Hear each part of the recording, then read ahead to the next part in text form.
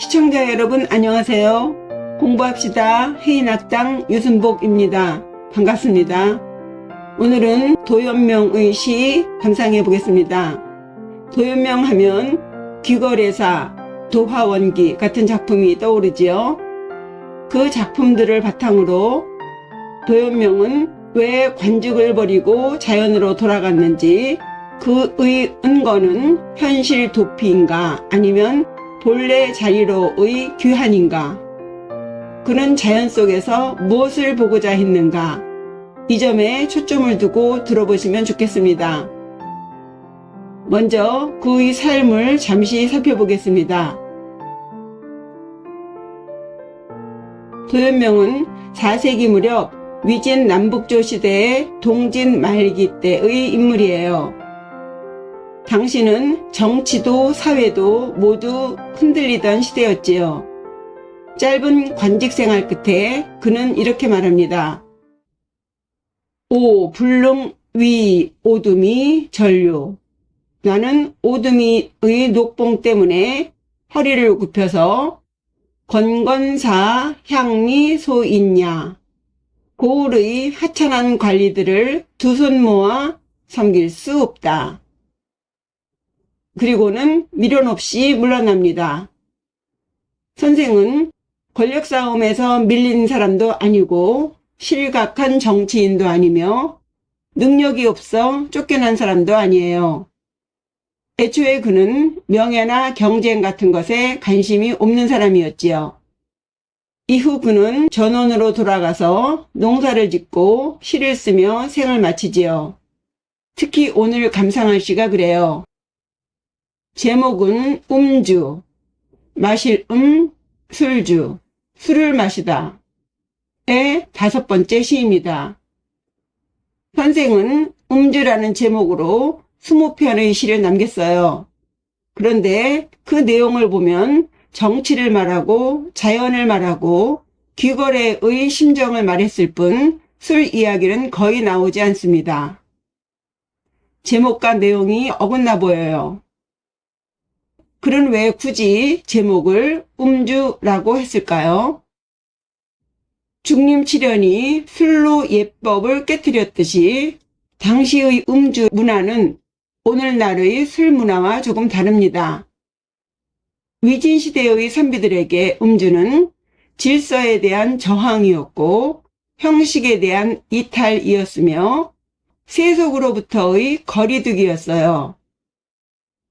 선생은 취하려고 술을 마신 사람이 아니에요. 현실을 잊으려는 것도 향락을 즐기려는 것도 아니었습니다.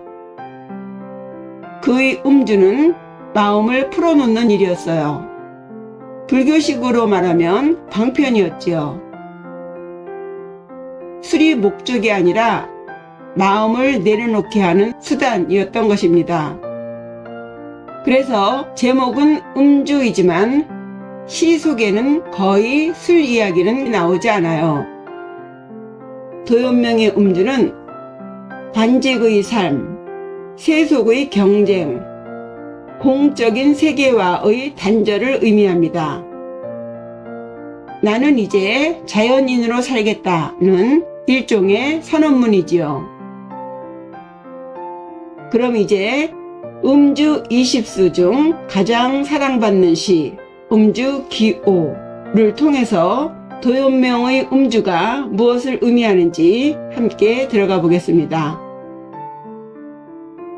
먼저 내용부터 천천히 읽어보죠.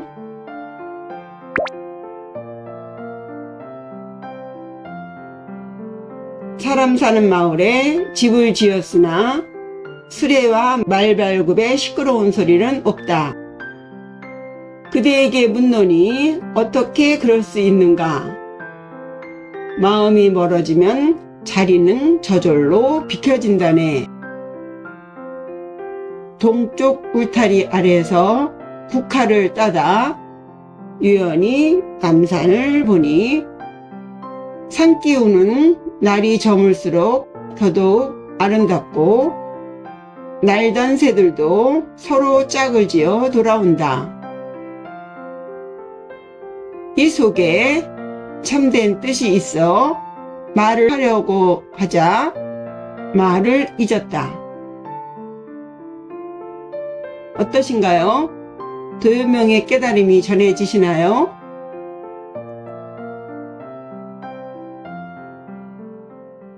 시의 형식은 오원고시예요. 고시 특유의 자유로운 음률을 사용해서 운이 느슨하고 자연스럽습니다. 규칙으로 묶은 시가 아니라 말하듯이 흘러가는 형식이죠. 그래서 내용도 형식도 모두 유연합니다. 비록 작법대로의 한시는 아니지만 각 연의 끝글자에 시끄러울 훤, 치우칠 편, 매산, 돌아올 환, 말씀 언. 그래서 자의 종송, 니은 자로 운을 마쳤습니다. 그럼 첫 연부터 천천히 읽어보죠. 결로 제인경. 사람 사는 마을에 집을 지었다. 결로 맺을 결 오두막여 집을 짓다. 제인경. 인경 사람 사는 곳, 인가가 있는 곳이라는 뜻이에요. 산속이 아니라 사람들이 모여 사는 마을에 집을 짓고 산다. 그런데 이어지는 말이 흥미롭습니다. 이 무차마헌. 헌 시끄러운 수레소리나 말 발급소리가 없다. 여기서 차마는요 관청의 왕래를 뜻합니다. 벼슬길, 출세, 사회적인 분주함의 상징자예요. 헌은 시끄러울 헌, 소란함이죠. 그래서 차마헌 하면은 단순히 수레나 말발굽의 요란한 소음이 아니라 출세를 향한 움직임, 명리를 쫓는 소란함, 관직사회의 부산함 같은 것을 말합니다. 즉 사람 사는 곳에 집을 짓고 살지만 출세하고자 하는 소음은 없다는 뜻이에요. 속세의 시끄러운 소리를 끊었다는 말이죠. 우리는 보통 은거라 하면은 살림을 떠올립니다. 그런데 도연명은 인경, 사람 사는 곳에서 산다고 말해요. 산속이 아니니 완전히 고립 상태도 아니고 마을에 있으니 사람들과 단절된 것도 아니죠. 그런데도 출세를 위해서 분주하지 않고 명리를 위해 소란을 떨지 않는다. 그래서 이 구절의 핵심은 공간은 세속이지만 사는 방식은 세속의 방식이 아님을 말하는 거예요. 불교에 이런 말이 있습니다. 좌처즉 도량. 앉아있는 자리가 곧 도 닦는 자리다는 뜻인데요. 꼭 절에 들어가야 수행이 되는 것이 아니라 내가 서 있는 이곳, 이 자리가 이미 도량이라는 말이죠. 도연명 역시 장소를 바꾼 것이 아니라 삶의 태도가 바뀌었다는 것입니다. 당송 시인들이 즐겨 쓰던 말 가운데 시은이라는 말이 있어요. 시은이라는 말은 명나라 때 그 강남 지역에서 문인들이 산속에서 은거하는 대신 자신의 저택이나 도시 근교 정원에서 은일자연하며 탈속의 자유를 누리며 살았던 것에서 유래합니다. 조역 가은, 시역 가은. 조정에서도 역시 은거할 수 있고 도시에서도 역시 은거할 수 있다는 뜻인데요. 꼭 산속에 들어가야 운둔자가 되는 것이 아니라 벼슬 하는 조정 안에서도 사람 사는 도시 속에서도 은거할 수 있다는 말이죠. 송대에서 시은의 이미지를 가장 잘 체현한 인물은 소식입니다. 유배와 관직 생활 속에서도 마음을 거두는 방식을 잘 보여준 인물이지요. 화면에 보이는 그림은 미불이 쓴 서원 아직도 기를 바탕으로 단원 김홍도가 소식을 비롯한 당대 유명한 문인 관리들이 시은을 즐기는 모습을 표현한 병풍 그림이에요. 이 그림의 설명은 예술감상 단원 김홍도 8편에 자세히 설명하고 있으니 참고하시고요. 어쨌든 선생은 이 첫 연에서 자신이 산속에서 운둔하는 것이 아니라 시은, 곧 도시 속에서 운거하고 있음을 분명하게 밝히고 있어요. 그래서 이 시는 단순한 은일시라기보다 사람 속에서의 수행, 도시 속에서의 수행, 즉 시은 수행론에 가깝습니다. 그렇다면 질문이 생기는데요. 어떻게 사람 사는 마을에 살면서 참아의 소란함이 없이 살 수 있을까? 선생은 이 두 번째 연에서 그 답을 해주고 있습니다. 문근 하능이 그대에게 묻노니 어떻게 그럴 수 있는가? 심원지자편 마음이 멀어지면 자리는 저절로 비켜서게 된다네. 문근 그대에게 묻다. 여기에서 군은 특정 인물이 아니죠.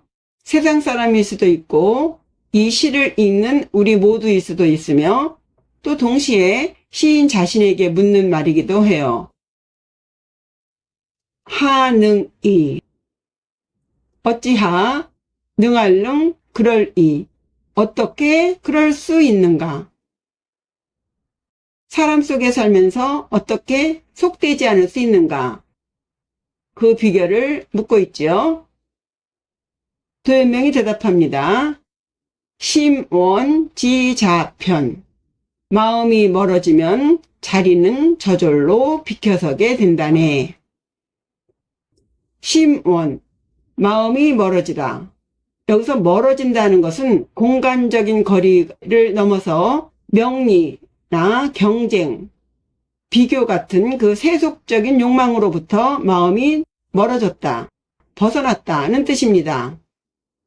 지자편 땅이 저절로 외진다. 여기서 땅 지자도 마찬가지로 단순히 땅이나 장소를 말하는 게 아니죠. 실제 거처하는 생활 터전이거나 사회적인 신분 혹은 처지, 더 나아가서 내가 서 있는 자리, 내가 놓여 있는 자리, 입장을 말합니다. 그리고 이 편자도요, 공간적으로 중심에서 비껴나 있거나 한쪽으로 물러나 있는, 치우쳐 있는, 즉 사람 사는 곳의 한쪽 귀퉁이. 그래서 이 편자는 이 저절로 자자와 연결해서 억지로거나 애써서 된 것이 아니라 자연이 그렇게 되었다는 뉘앙스를 풍기죠. 사회적으로도 주류에서 벗어났거나 체제에서 비껴있는 출세, 권력, 경쟁 같은 곳에서 물러난 자로서 선생의 삶의 태도를 표현한 글자죠. 해서 심원지자편 하면 마음을 내려놓으면 서 있는 자리 또 저절로 세속의 중심에서 비껴나게 된다는 뜻이에요. 마음이 멀어지면 시장 한가운데 앉아 있어도 주위의 소란함은 들리지 않고 오직 자연과 술과 시만 남더라. 불교 용어로 붙잡고 있는 것을 내려놓는다는 의미의 방하착이 있습니다. 이미 지고 있는 욕심, 계산, 비교, 체면 같은 집착할 것을 손에서 내려놓으라는 말이죠. 선생의 심원도 이와 같은 말이에요.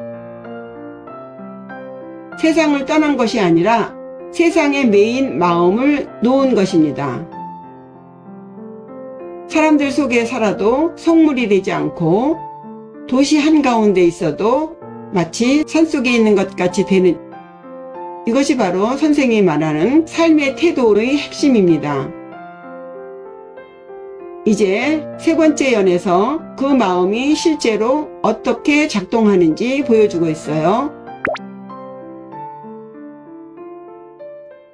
최국 동리하 동쪽 울타리 아래서 국화를 캐다 유연 견 남산 유연이 남산을 보내. 채국 주돈이는 애련설에서 국 화지 은일자야. 국화는 꽃 중에 은일자이다 라고 명명했듯이 선생에게 국화는 은자의 상징입니다.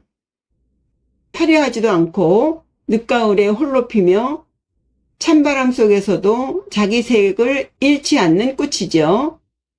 채국, 그런 국화를 따다. 동리하, 동쪽 울타리 아래서.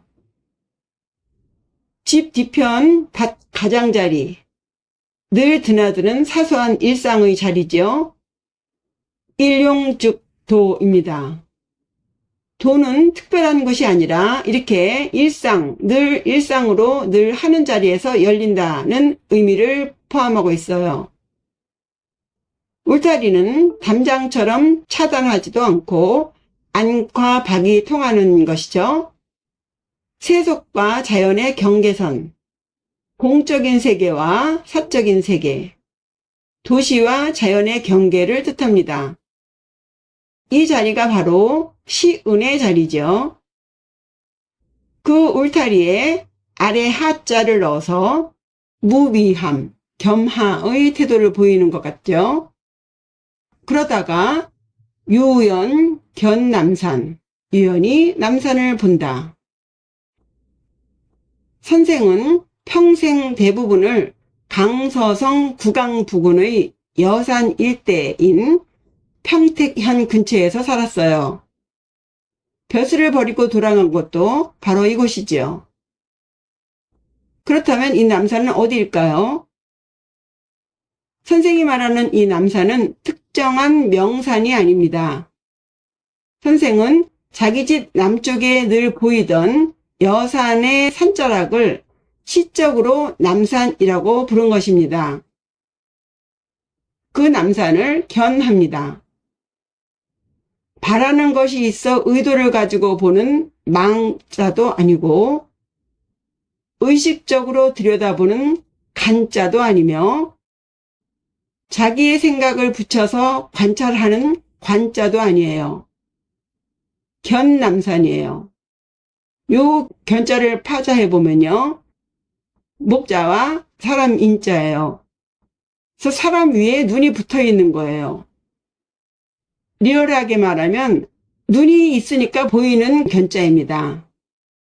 보려고 보는 게 아니라 마음을 비우니 보이는 거예요. 그래서 유연이라고 한 거예요.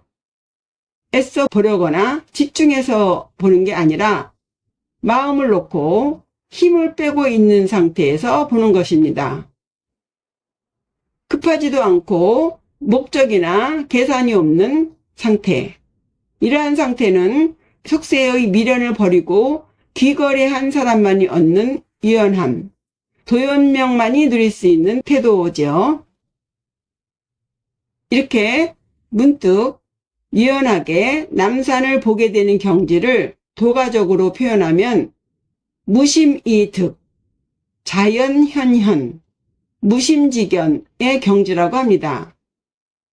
무심한 일상 속에서 세계가 스스로 드러나는 순간을 포착한 것이죠. 그래서 이 한 구절이 도가적인 혹은 선적인 미학의 교본처럼 일으키는 거예요. 의지에 의해서가 아니라 자연스러움이죠. 무심한 삶 속에서 세계가 저절로 드러나는 순간을 가장 간단한 말로 가장 깊게 보여줬기 때문이죠. 인간이 자연과 만나는 태도의 모범 같은 것이죠. 해서 이 구절은 중국을 비롯한 동아시아에서 속세를 떠나 자연으로 돌아가서 자기 삶의 주인이 된 은자의 표처럼 상징적인 문장이 됩니다. 그래서 후대 문인들은 은거를 말할 때면 항상 도연명을 떠올리곤 하죠. 조선에서도 긴시습이라든가 정약용, 퇴계 이황 등등이 도연명식의 삶을 이상으로 삼았다고 평합니다. 어쨌든 이 연은 앞에서 말한 심원지자편을 실제 생활 속의 장면으로 보여주는 것이죠.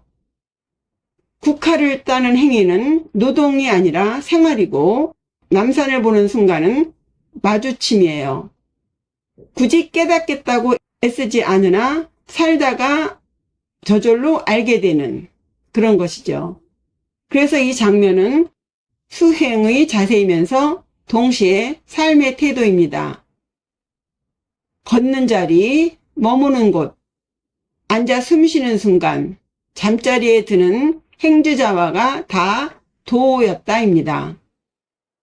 그는 산으로 간 은자가 아니라 세상 안에서 은자가 된 사람이지요. 이제 이어서 이 남산의 시간대가 나옵니다. 시간이 흘러서 낮이 가고 해질 무렵이 되었습니다. 4연이에요. 산기, 일석가. 산기운은 날이 저물수록 더더욱 아름답다. 산기, 산의 기운. 단순한 공기가 아니라 산이 내뿜는 숨결, 자연의 분위기를 표현하고 있죠. 일석가. 날이 저물수록 해저녁이 되니 가, 아름답다. 저녁이 될수록 더욱 아름답다. 낮의 분주함이 가라앉고 세상 소리가 꺼질수록 이 산의 기운은 더 깊어지겠지요. 사람의 욕망은 대개 낮에 활발하고 자연의 숨결은 해질 무렵에 살아나기 때문일 것입니다. 비조, 상여환. 날던 새가 서로 함께 돌아온다. 앞에 구가 고요한 분위기를 묘사하는 정지의 화면이라면 이 뒷구는 귀환, 움직임의 장면이지요. 정중동의 구조로 이 시의 묘미를 살리고 있어요. 비조, 날던 새. 여기서 새들은 낮 동안 흩어졌던 것들이 저녁이 되어 제자리로 돌아오는 거죠. 삶의 리듬입니다. 선생은 일석, 해가 기움, 환, 돌아옴으로 자연에는 돌아오는 시간이 있다는 것을 보여주는 것 같아요. 노자의 말에 연결해보면 부물 운운 각부 귀 기근. 무릇 만물은 모두가 각각 저마다 자기의 뿌리로 돌아간다 입니다. 산기운이 저물며 충만해지면 새들은 그 기운에 맞춰서 귀환하는 거죠. 사람도 마찬가지인 것 같아요. 하루의 욕망이 끝나면 마음은 돌아갈 자리를 찾지요. 산의 기운이 깊어지고 새들이 돌아오듯 선생 역시 새 속에서 자연으로 분주함에서 고요로 돌아오고 있음을 비유로 표현하고 있습니다. 그래서 이 두 구절은 풍경을 묘사한 것이 아니라 선생의 삶의 방향을 표현한 것이죠. 흩어짐이 아니라 기환. 또 한 가지 중요한 것은요. 앞에 세연에서는 문군, 심원, 채국 등 그대에게 묻노니, 마음은 멀다, 국화를 따다 등 주체자가 있는데 이 연에서는 나가 없습니다. 주체자가 없죠. 여기서는 인간이 아닌 자연물이 나옵니다. 세상에 흩어졌던 존재들이 짝을 지어서 무리를 지어 산으로 돌아온다. 선생은 마지막 연에 자신을 자연의 리듬에 넣어서 인간과 자연을 자연스럽게 하나로 묶습니다. 차중 유진의. 이 속에 진의, 참된 뜻이 있어 욕변 이망언. 말을 하려고 하자 말을 잊었다. 차중, 이 가운데, 이 속에 국화를 따고 남산을 보고 산기운을 맞고 새가 돌아오는 이런 속에 유진의 참된 뜻이 있다. 이 참된 뜻이 무엇일까요? 요 진자는 노자의 표현대로 인위적인, 자기적인, 의도적인, 인간적인 행위를 걷어낸 삶입니다. 분별을 버린 그 자리에서 드러나는 자연 그대로의 삶, 이게 바로 선생이 말하는 진의, 참된 뜻이에요. 또 주체가 사라지고 나와 자연이 구분되지 않는 상태, 도가적으로 말하면 물아양망, 사물과 나 모두 있는 그런 상태를 체험한, 또 국화를 따고 해질녘에 산을 보고 그리고 새처럼 근본으로 돌아오는 이런 것이 진의입니다. 욕변 이망언. 말하려고 하자마자 바로 말을 잇는다. 욕변, 하고자 할 욕, 가릴 변이죠. 변자와 언자의 차이가 있죠. 이 변자는 하나하나 분명하게 이치를 밝혀서 말하는 내적인 인식 작용이에요. 변호사 변자. 그리고 이 언자는 외적으로 표현하는 수단이죠. 그리고 이자는요, 임이라는 부사이지만 번역할 때는 종종 뭐뭐 하자마자 라는 완료형 혹은 계기형으로 해석을 합니다.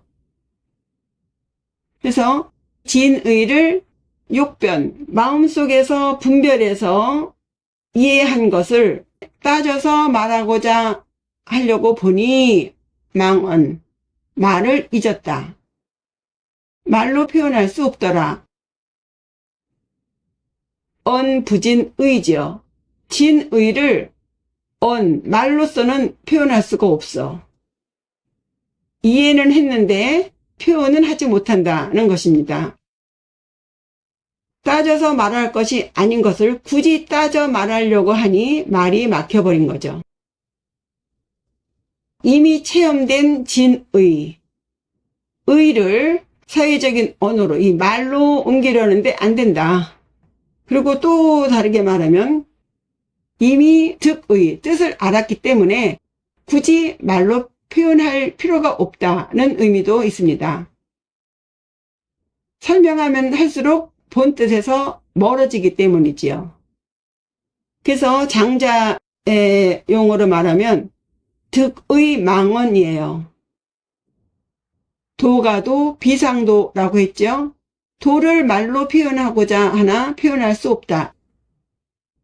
그리고 욕변이라고 하는 것은 내가 아직 또렷하게 살아있는 것이죠. 내가 말이야. 그러나 이 망언으로 가면은 내가 사라진 단계죠. 무아의 상태가 되면 망언이에요.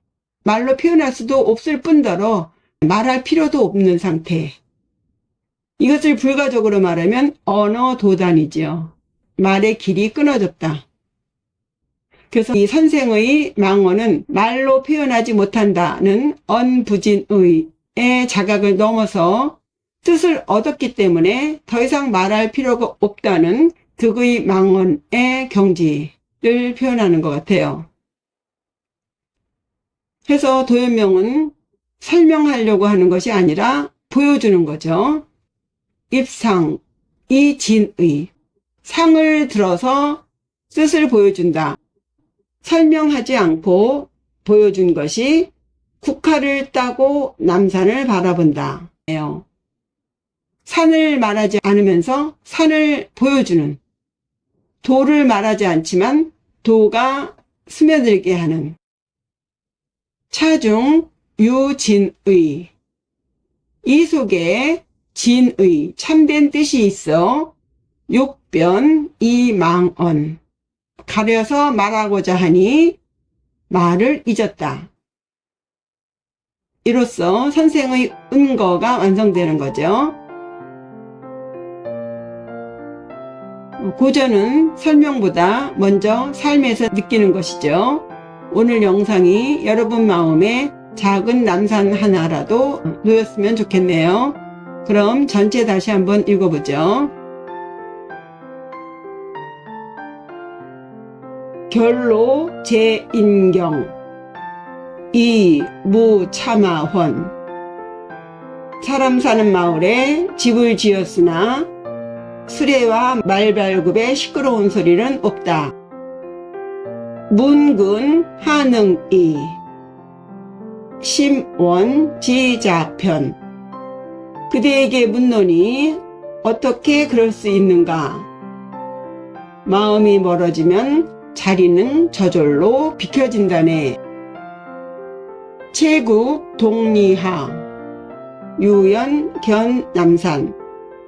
동쪽 울타리 아래에서 국화를 따다 유연히 남산을 보내. 산기 일석가 비조 상여환. 산기운은 날이 저물수록 더더욱 아름답고 날던 새들도 서로 짝을 지어 돌아온다. 차중 유진의 욕변 이망원. 이 속에 참된 뜻이 있어 말을 하려고 하자 말을 잊었다.